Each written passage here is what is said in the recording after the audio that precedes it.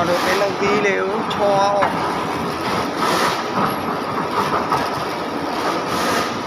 mà nếu cho thì giống đi cứ giá vào cảm giác cho nó đây này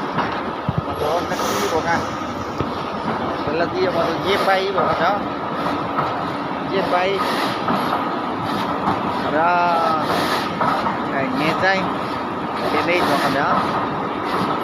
cái dép bay cảm giác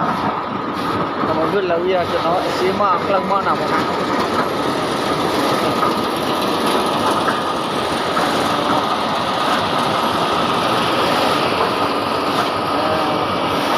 lấy con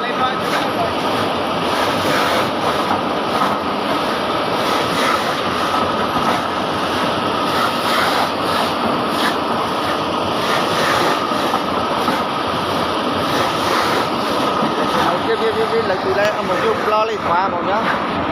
lo lên khóa ba cả đó là chết rồi chìm một khu như một hàng nha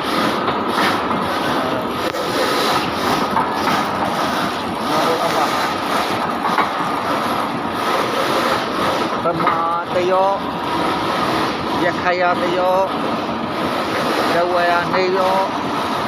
koko tayo một hàng mới rồi là ra cả đó một ngày lâu còn xưa lâu đó nó thô lại thì phải lâu lâu ở một nước qua ngập lạc của cả đó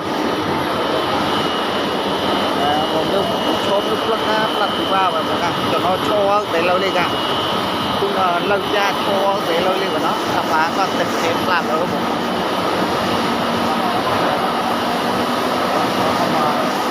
đi dọc